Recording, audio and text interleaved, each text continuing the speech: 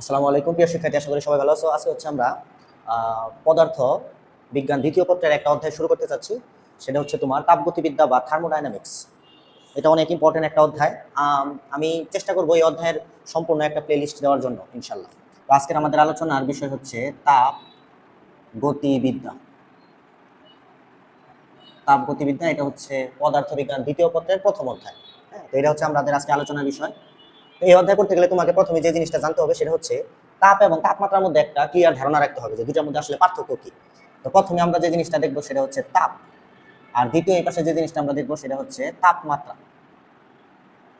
তো প্রথমে হচ্ছে ডেফিনেশনটা কেমন, তোমরা এটা জানো যে তাপ কি? তাপ হচ্ছে এক প্রকার শক্তি যা ঠান্ডা বা গরমের অনুভূতি জন্মায়। এটা আমরা লিখি তাপ। তাপ হচ্ছে এক প্রকার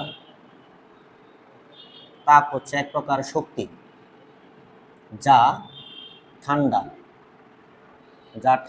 বা গরমের অনুভূতি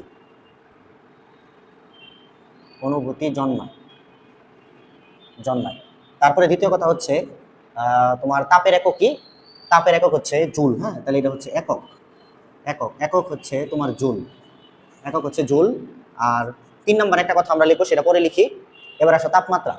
তাপমাত্রা দ্বারা যে জিনিসটা বোঝায়, দুটি বস্তুকে তোমার হচ্ছে যদি আমরা একসাথে করি তাহলে কে তাপ দিবে এবং কে তাপ নিবে, এই জিনিসটা দ্বারা আসলে তাপমাত্রা বোঝায়। তাহলে তাপমাত্রা দ্বারা বোঝায় তাপমাত্রা তাপমাত্রা দ্বারা বোঝায়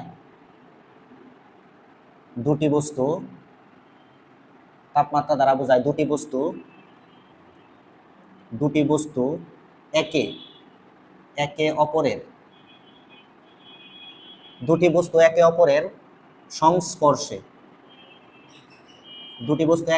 সংস্পর্শে আসলে কে তাপ দিবে আর কে তাপ নিবে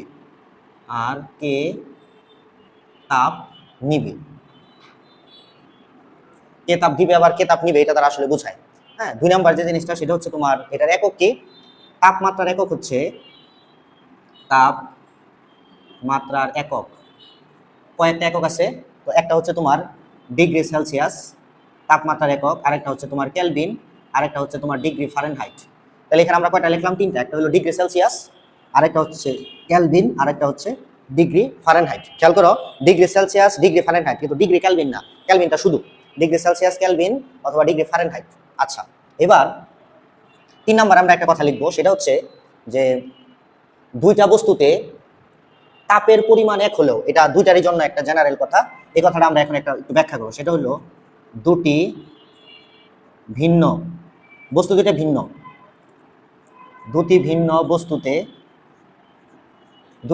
বস্তুতে তাপের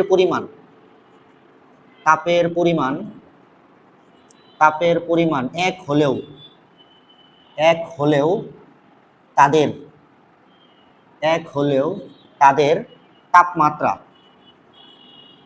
তাদের তাপমাত্রা ভিন্ন হতে পারে। এটা আমরা একটু ব্যাখ্যা করব, ভিন্ন হতে পারে।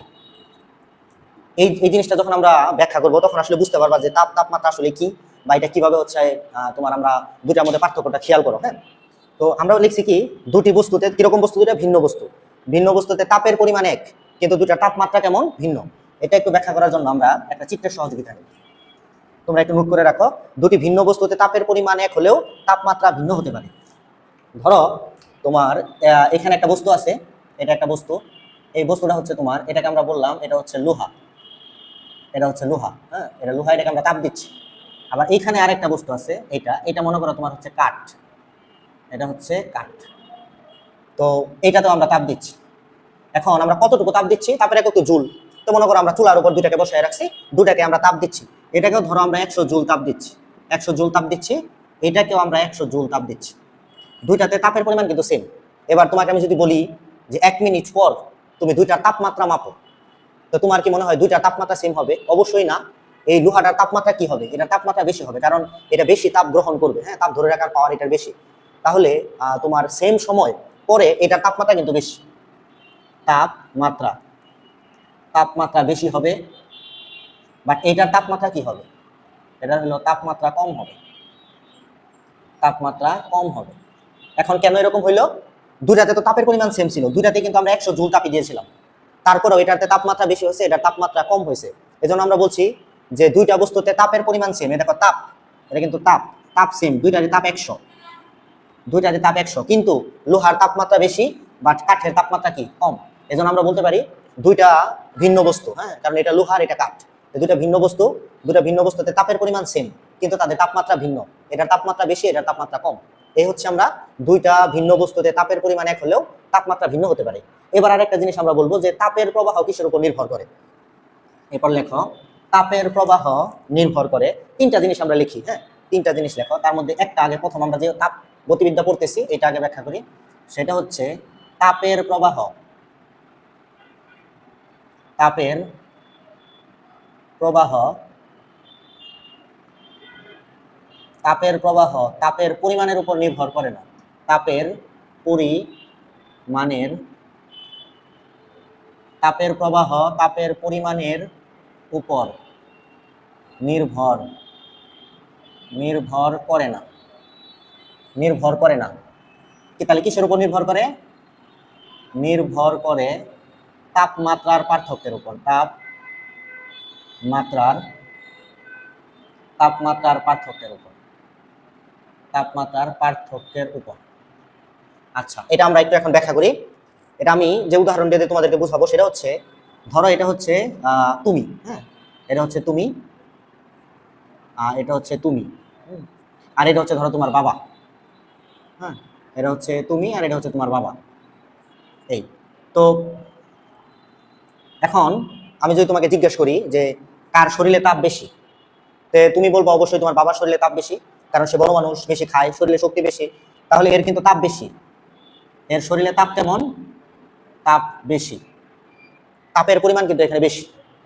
আর তোমার হলো তাপ কম, তোমার শরীরে তাপটা কেমন? তাপ কম, ঠিক আছে। এখন ধরো তোমার একদিন তোমার জ্বর আসলো, হ্যাঁ, তোমার যদি জ্বর আসে তাহলে জ্বর আসলে তোমার শরীরের কিন্তু তাপমাত্রা বেড়ে যাবে। তাপমাত্রা যদি বেড়ে যায় তাহলে তুমি যদি তখন তোমার বাবাকে টাচ করো, তোমার কিন্তু জ্বর আসে, জ্বর আসলে তুমি যদি তোমার বাবাকে টাচ করো তাহলে তোমার বাবা তোমাকে বলবে যে তোর শরীর এত গরম কেন। এখন কথা হচ্ছে আমরা কোন জিনিসটাকে গরম বলি? যে জিনিসটা আমাদেরকে তাপ দেয়। যেমন ধরো আগুন আমাদের কাছে গরম, কারণ কি? আগুন গরম লাগার কারণ কি? কারণ আগুন হচ্ছে আমাদেরকে তাপ দেয়, তাহলে আগুন আমাদের কাছে গরম, কারণ আগুন থেকে তাপ আসে। আবার বরফ কি? ঠান্ডা, কারণ কি? বরফ আমাদের শরীর থেকে তাপ শুষে নেয়। তাহলে একটা জিনিসকে আমরা গরম বলি কখন? যে যখন আমাদেরকে তাপ দেয়, আর কখন আমরা ঠান্ডা বলি? যখন আমাদের কাছ থেকে তাপ নিয়ে নেয়। তো এক্ষেত্রে ঘটনাটা কি হচ্ছে? তুমি কিন্তু তোমার বাবাকে এবার তাপ দিচ্ছ, যদিও তোমার নিজেরই তাপ কম, ঠিক আছে। এখন স্বাভাবিক অবস্থায় দুইজনেরই কিন্তু তাপমাত্রা ধরো যে 98 ডিগ্রি ফারেনহাইট, দুইজনের স্বাভাবিক অবস্থা 98 ডিগ্রি ফারেনহাইট, কিন্তু যেদিন তোমার জ্বর আসবে সেদিন তো তোমার তাপমাত্রা বেড়ে যাবে। ধরো তোমার তাপমাত্রা ওদিন হচ্ছে 103 ডিগ্রি ফারেনহাইট। এবার বলো তোমার এটা কিন্তু তাপমাত্রা, এটা তোমার বাবার শরীরের তাপমাত্রা, এটা তোমার শরীরের তাপমাত্রা। কিন্তু যদি আমরা তাপের কথা বলি, তোমার বাবা যেহেতু বড় মানুষ, তো তোমার বাবার শরীরে আমরা ধরে নিলাম যে ধরো 100 জুল তাপ আছে, এটা হলো 100 জুল তাপ। আর তুমি ছোট মানুষ, তাহলে তোমার শরীরে অবশ্যই তাপ কম, তোমার শরীরে ধরো আছে হচ্ছে 50 জুল তাপ।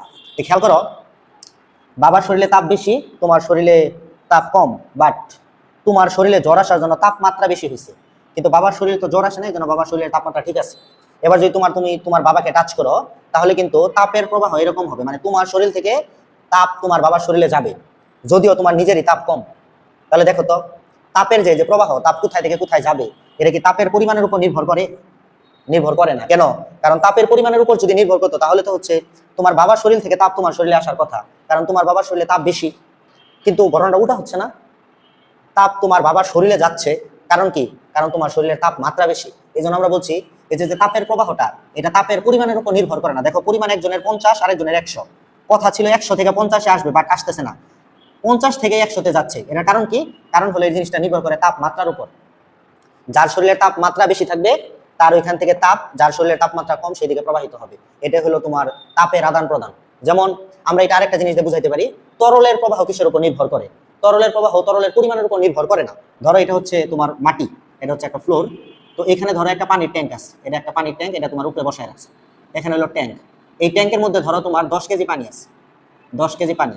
এইখানে ধরো একটা পুকুর আছে, এটা একটা পুকুর, এই পুকুরে ধরো পানি আছে 100 কেজি বা 50 কেজি, 50 কেজি। এখন তুমি যদি এই দুইটা একটা লাইন দিয়ে যুক্ত করে দাও, তাহলে বলো তো পানি কোন দিক থেকে কোন দিকে যাবে? পানি কিন্তু নিচে থেকে উপরে যাবে না, পানি কিন্তু উপর থেকে নিচের দিকে আসবে এরকম। কারণ কি? পানি তো এখানে কম ছিল, তাও তো বেশি জায়গায় আসতেছে। তাহলে তরলের প্রবাহ কি তরলের পরিমাণের উপর নির্ভর করে?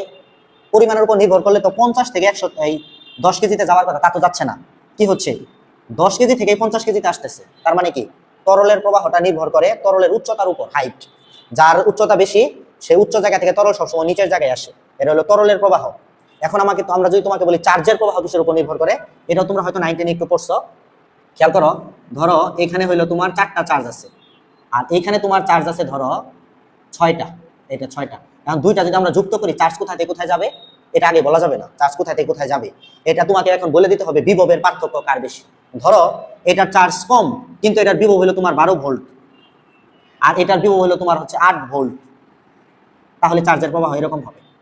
তুমি বলতে পারো চার্জ তো এটার কম, কিছু করার নাই, কারণ বিভব তো বেশি। তাহলে চার্জের প্রবাহ কি চার্জের পরিমাণের উপর নির্ভর করে? করে না। কিসের উপর নির্ভর করে? তোমার বিভব পার্থক্যের উপর। এই জন্য আমরা 3টা কথা এখানে মনে রাখবো। 1 নম্বর হচ্ছে তরলের প্রবাহ নির্ভর করে উচ্চতার উপর, চার্জের প্রবাহ নির্ভর করে বিভব পার্থক্যের উপর, আর তাপের প্রবাহ নির্ভর করে তাপমাত্রার উপর। আমরা এই 3টা কথা একবার এখন একটু লিখবো। 3টা কথা সুন্দর করে নোট করে রাখো। 1 নাম্বার, তরলের প্রবাহ নির্ভর করে উচ্চতার উপর। মানে উচ্চ জায়গা থেকে তরল সবসময় নিচের জায়গায় যাবে, তরল নিচে বেশি আসে না কম আসে সেটা দেখার কোনো দরকার নেই। 2 নাম্বার হচ্ছে চার্জের প্রবাহ মানে চার্জ কোথায় থেকে কোথায় যাবে এটা নির্ভর করে বিভব পার্থক্যের উপর। চার্জের প্রবাহ নির্ভর করে বিভব পার্থক্যের উপর, বিভব পার্থক্যের উপর।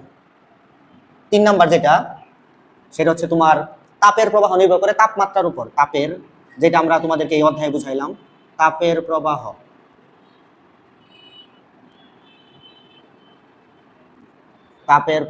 নির্ভর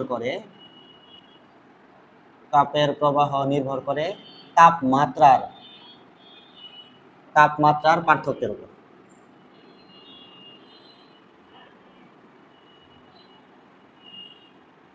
তাপমাত্রার পার্থক্যের উপর, এই 3টা কথা মনে রাখবা। তরল সবসময় উঁচু জায়গা থেকে নিচু জায়গায় আসবে, কোথায় কম আসে বেশি আসে দেখার দরকার নাই। আর চার্জ কোথায় থেকে কোথায় যাবে সেটা আমরা দেখবো, বিভব কার বেশি, চার্জ কম আসে না বেশি আসে দেখার দরকার নাই।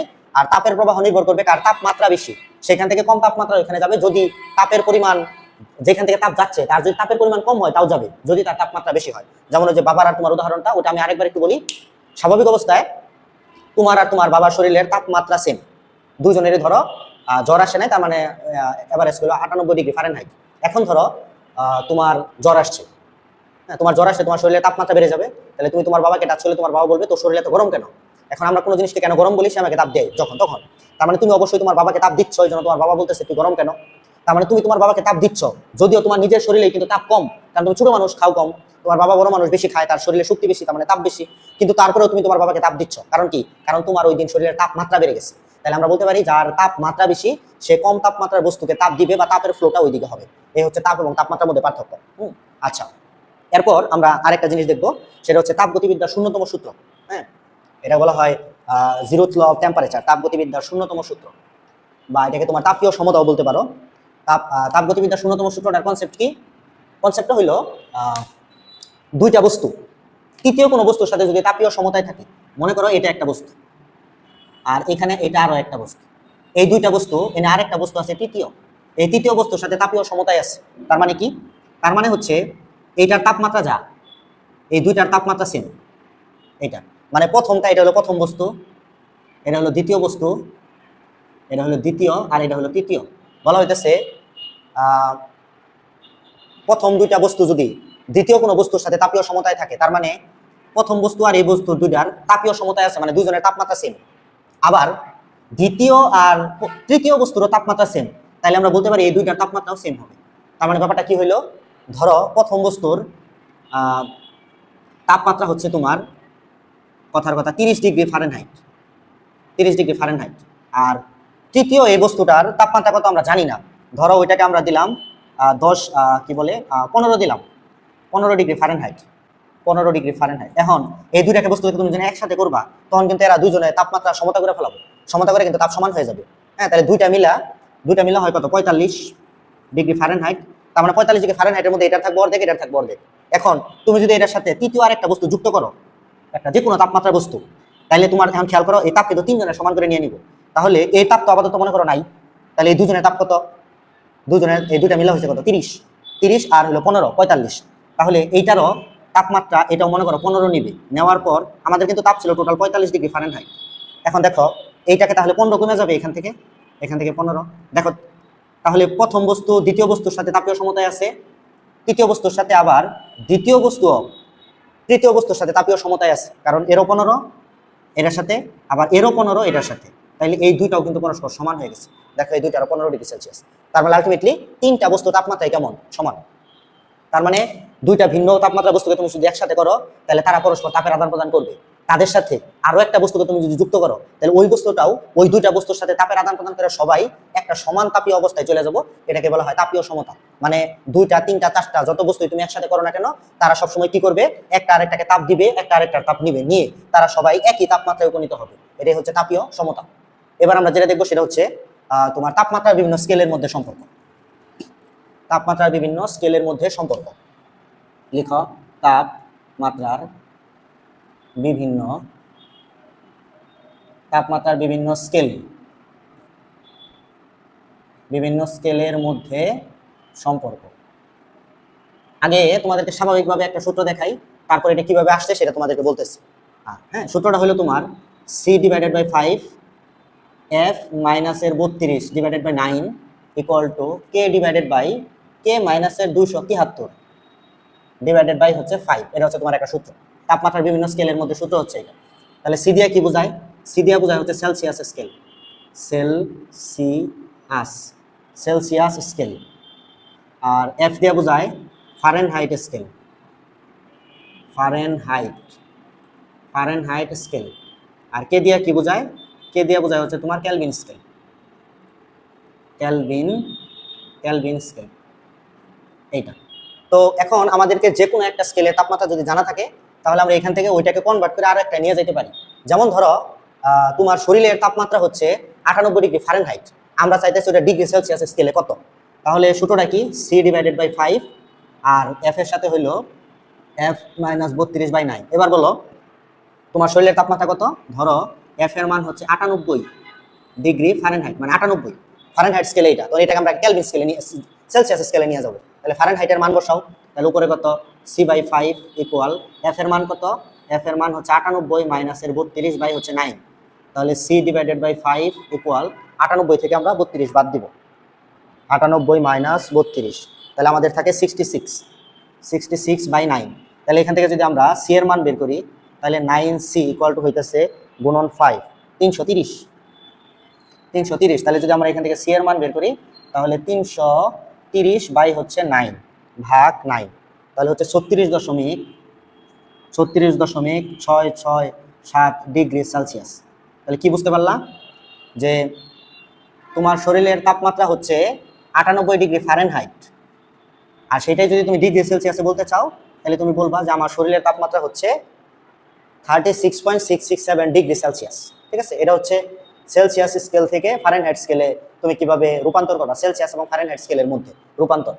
তো আমরা অন্য একটা তাপমাত্রা দেখতে পারি, ধরো যে একটা বস্তুর তাপমাত্রা 100°F, কেলভিন স্কেলে তার মান কত, আমরা এটাও দেখি কেলভিন স্কেলে মান কত। তাহলে দেখো ফারেনহাইট আর কেলভিনের মধ্যে সম্পর্ক হচ্ছে এইটা। হ্যাঁ, তাহলে আমরা জানি মানটা কিসে দেওয়া, মানটা হচ্ছে তোমার ফারেনহাইট স্কেলে মান দেওয়া হচ্ছে 100°F।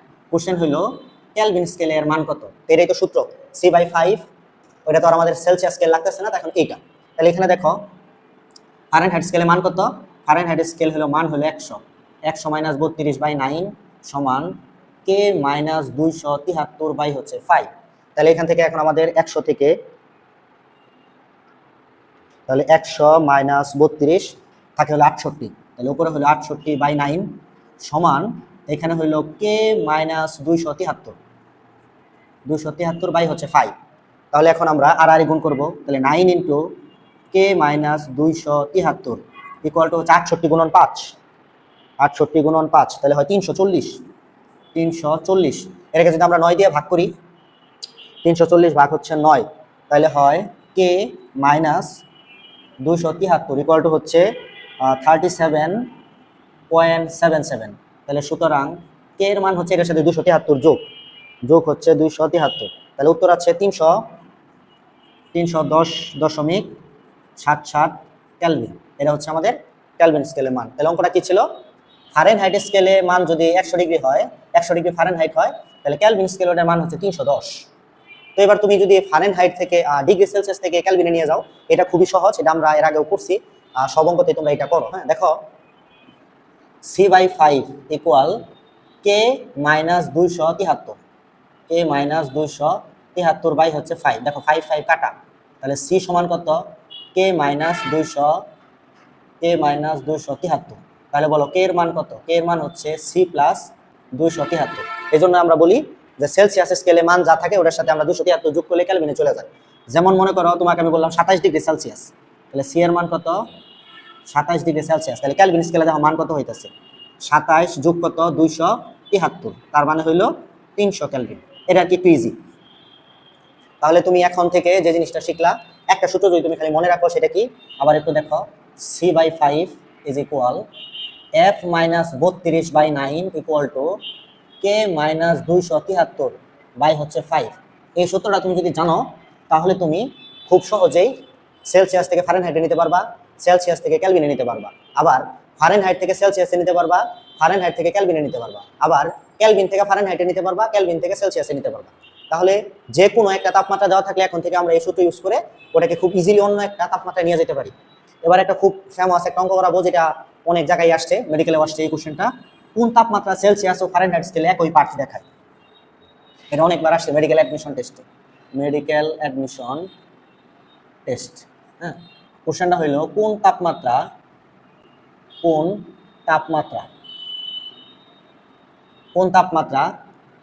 ফারেনহাইট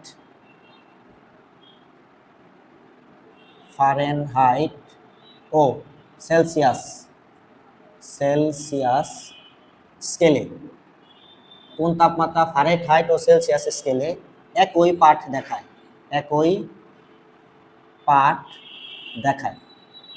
এটা তো সেলসিয়াস এবং ফারেনহাইট, তাহলে দুইটার মধ্যে সম্পর্ক কি? আমরা সূত্র জানি c/5 equal f minus 32 by হচ্ছে 9। তো যেহেতু একই পাঠ দেখায়, তাহলে c এর মানও যা দেখাবে f এর মানও তাই দেখাবে। তাহলে c এবং f দুইটার মান আমরা ধরে নিলাম x। এখন আমরা যদি x এর মান বের করি, তাহলে আমাদের অঙ্কটা হয়ে যাবে। তাহলে দেখো x divided by 5 equal x minus 32 divided by 9, আর গুণ করো, তাহলে এখানে হয় 9x সমান 5x মাইনাস 32 গুণন 5, 32 গুণন 5 হয় 160।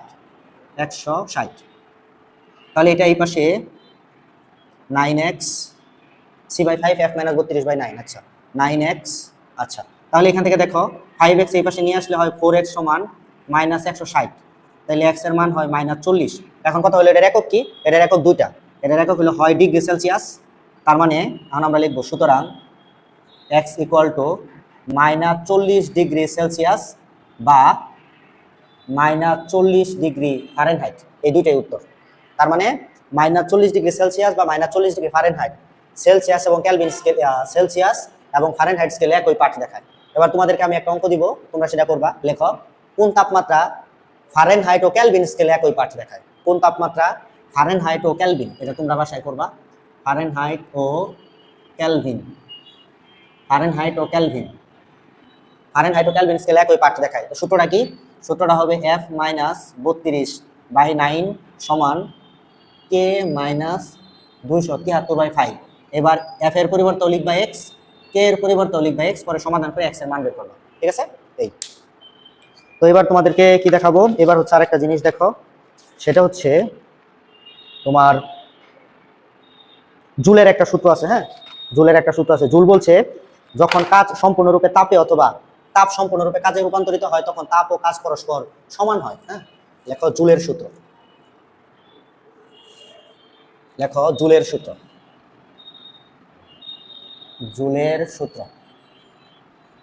সূত্রটা কি?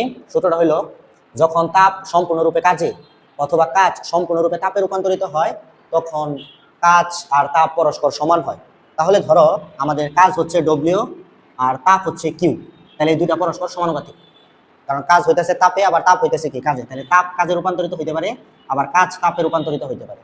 তাহলে আমরা যদি ডব্লিউ উঠাই তাহলে ডব্লিউ সমান একটা ধ্রুবক দিলাম জে কিউ, এটাই হচ্ছে জুলের তাপীয় ক্রিয়ার সূত্র। এখানে যেটাকে বলা হয় জুলের তাপীয় সমতা, জুলের যান্ত্রিক তাপীয় সমতা, ঠিক আছে, এটার একটা মান আছে। তাহলে দেখো এটার এককও তোমরা লিখতে পারো, দেখো এটা কোন এককে দিবা। আচ্ছা তাহলে এখানে যে কি, এখানে যে হচ্ছে তাপের যান্ত্রিক সমতা, একটা ধ্রুবক, যে একটি ধ্রুবক ধ্রুবক একে তাপের যান্ত্রিক সমতা বলে। তো এখান থেকে তুমি যদি যে একক বের করো তাহলে যে সমান দেখো ডব্লিউ বাই কিউ হয়। ডব্লিউ এর একক তুমি যদি দাও জুল, আর কাজের একক জুল, আর তাপের একক যদি দাও তুমি ক্যালোরি, তাহলে তোমার এখানে যে এর মানটা আসবো জুল, আর এখানে হলো ক্যালোরি, তাহলে কত হয় joule per calorie, joule per calorie, ঠিক আছে। তাহলে এটার মান কত, এটার মান হলো 4 ওই তোমরা এটা পড়ছো সেটা মনে রাখো যে 1 ক্যালোরি সমান হচ্ছে 4.2 জুল। এটা হচ্ছে আমাদের সম্পর্ক, মনে রাখবা 1 ক্যালোরি সমান 4.2 জুল। একটা অঙ্ক করাই কিরকম হইতে পারে। হ্যাঁ, তো দেখো যে আমরা কিন্তু জানি তাপ এবং কাজ আসলে সমান, মানে তাপের সব সূত্র কাজের সব সূত্রের সমান। তো কোশ্চেনটা হলো এরকম, 10 কেজি ভরের একটা বস্তু 400 মিটার উপর থেকে পড়লো, সম্পূর্ণ শক্তি দেয় তাপ শক্তিতে কনভার্ট হয়েছে, তাহলে কতটুকু তাপ উৎপন্ন হয়েছে। তো মনে করো এখানে একটা বস্তু আছে, এই বস্তুর ভর হচ্ছে 10 কেজি, এটা 400 মিটার উপর থেকে নিচে পড়ছে, এই উচ্চতাটা হচ্ছে 400 মিটার নিচে পড়ছে। তো এখানে যে শক্তিটা হয়েছে সেই শক্তিটা পুরোপুরি তাপে কনভার্ট হয়েছে, তাহলে এখানে তাপ শক্তিটা চাইছে, ডব্লিউ বা কিউ তুমি যাই বলো, কিউ মানে তাপ। তো এইখানে বস্তুর সমস্ত শক্তিটাই কি ছিল, বিভব শক্তি, আর ভূমিতে এসে সব কি হয়েছে, তাপ শক্তি। তাহলে সর্বোচ্চ উচ্চতায় সব কি ছিল, বিভব শক্তি। তাহলে আমরা লিখতে পারি যে বিভব শক্তি সর্বোচ্চ উচ্চতায় যা নিচে এসে সেটাই কি হয়েছে, তাপ শক্তি। কারণ তাপ শক্তিকে তুমি যদি কিউ দ্বারা প্রকাশ করো আর বিভব শক্তিকে যদি তুমি প্রকাশ করো ইপি দ্বারা, তাহলে দেখো কিউ সমান ইপি, তো ইপি সমান সূত্র কি, এমজিএইচ। কতটুকু ভরের বস্তু পড়ছে, 10 কেজি, কত উপর থেকে, জি এর মান 9.8, পড়ছে হচ্ছে 400 মিটার উপর থেকে। তাহলে এবার যদি আমরা গুণ করি 10 × 9.8 ইন্টু হচ্ছে 400, তাহলে আমাদের তাপ হয়েছে 39,200 জুল। এবার যদি তোমাকে ক্যালোরিতে নিতে বলে তাহলে এটাকে 4.2 দ্বারা ভাগ করো, 4.2 দ্বারা ভাগ করলে দেখো কত হয়, 9,333.33, এটা হলো ক্যালোরি। তাহলে ক্যালোরি জুল থেকে ক্যালোরিতে নিয়ে আসলে কি করবা, এই যে এটা সূত্র, 1 ক্যালোরি সমান হচ্ছে 4.2 জুল। তাহলে 4.2 দ্বারা তুমি যদি ভাগ করে দাও তাহলে আমাদের ক্যালোরিতে এসে করতেছে। তাহলে 10 কেজি ভরের একটা বস্তু 400 মিটার উপর থেকে মাটিতে পড়লে পুরাটাই যদি তাপ শক্তিতে রূপান্তর হয় তাহলে আমরা এত জুল তাপ পাবো অথবা এত ক্যালোরি তাপ পাবো, ঠিক আছে। তো এই ছিল তোমার তাপগতিবিদ্যার বেসিক আলোচনা। পরবর্তী ক্লাসে আমরা তাপগতিবিদ্যার প্রথম ও দ্বিতীয় সূত্র আলোচনা করবো ইনশাল্লাহ। তো সবাই ভালো থাকো, আজকের ক্লাসে পর্যন্তই, আসসালামু আলাইকুম।